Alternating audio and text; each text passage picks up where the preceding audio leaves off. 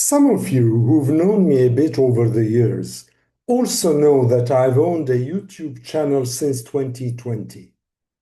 Posting some 200 videos over the past 5 years on different topics, I labeled my episodes counterintuitive reflections, as they often went against the grain or challenged what we are heuristically sold nowadays as the absolute truth. However, over the years, I whittled down my interest to the MENA and Gulf regions with a heightened emphasis on Israel-Palestine, while still contributing occasionally to Armenian issues or to ecumenical reflections in terms of my own faith. And today is one such moment when Armenian issues take center stage in my concerns. But what concerns? Well, I'm going to focus on the recent crisis that peaked at alarmingly high decibels between the Prime Minister of Armenia, Nikol Pashinyan, and the Supreme Head of the Armenian Orthodox Church, Catholicos Karekin II. Now, this is nothing new really, in that these two public figures representing two institutions have not seen eye to eye on a number of matters, such as relations with Russia or the realities of Nagorno-Karabakh. And let me remind everyone here that Armenia is a young independent state in its mid-20s that has seemingly been moving into a more democratic slant since the revolution that brought Pashinyan to power. So I don't quibble with the fact that state and church can fall out, nor with the fact that they might hold widely divergent viewpoints. After all, if Armenia is a growing democracy with a clear separation of powers and with a faith that undergirds its culture, it should perhaps read what Jesus said in Mark 12:17. Give to Caesar what belongs to Caesar, and to God what belongs to God. However, as things came to a head, with differences getting exponentially sharper, more vulgar, and closer to the bone, on the Constitution, on Mount Ararat, on refugees, and much more, and with the Church becoming a tad more critical of the government, the Prime Minister started showing disrespect to the head of the Church, heaping invectives upon him and uttering salacious epithets against the Church leader by suggesting that he should resign, or else the dirty secrets in the closet of the Church will be revealed to all and sundry. And lately, two archbishops in Armenia were arrested along with Samvel Karapetyan, the owner of Armenia's national electric utility, as well as other political party members. I personally deplore, always have, the use of what I describe as gutter language, porotsaim, or hereradar lezu.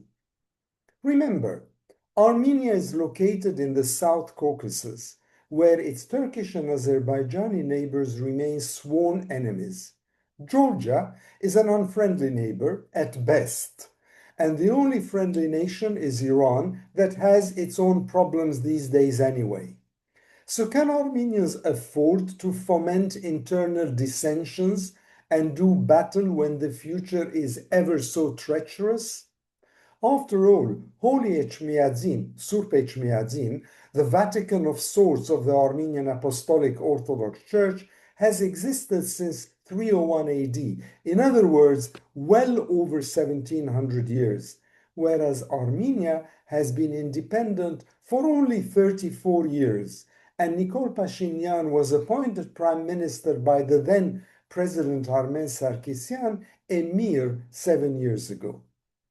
In short, despite the secrets, scandals, and corruption that might perhaps exist in the Pandora's box of the Church over its history, or even during the 26-year reign of the incumbent 132nd Catholicos Karekin II, some respect to the institution itself is well deserved and due, in my opinion. After all, I am quite conscious that the Prime Minister office might also have its own Pandora's box of political intrigues.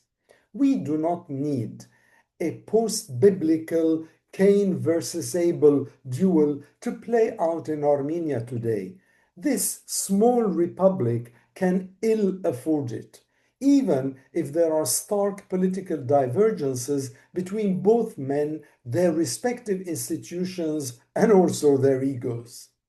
So whether this is a verbal tussle that has spun a bit out of control, or is in fact a PR-led precursor paving the way for parliamentary elections in 2026, hence the political jousting today, Armenia can well do without.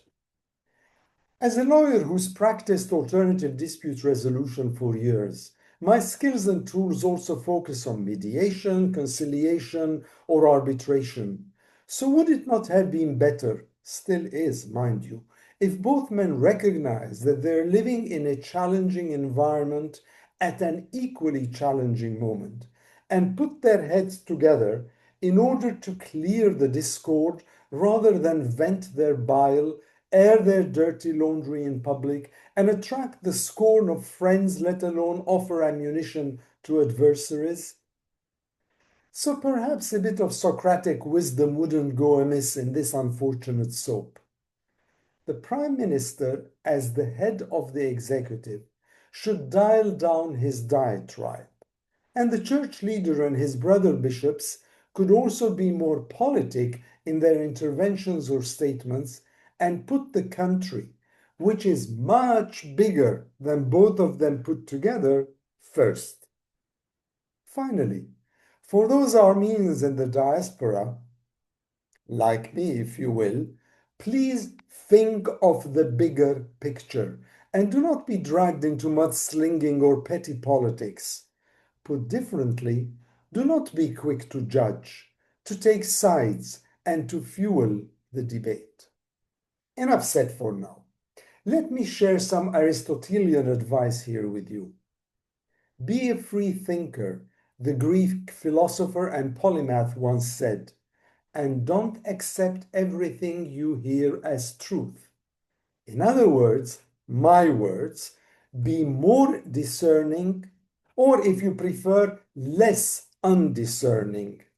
In Armenian, եղեք ավելի խորաթափանց, ոչ բագաս. I've said enough already for an Armenian who resides outside the inner political or ecclesiastical circles. Yet allow me to add a small postscript to clarify further my viewpoint beyond any lingering doubt. Lakhdar Ibrahimi, diplomat, former Minister of Foreign Affairs of Algeria, peacemaker in Lebanon, Iraq, Syria, and elsewhere, said once, I think a failed state is the responsibility of the people who have made that state fail. And those are generally the people of that country. Wise words, but harsh words. Also, important words. Don't you think?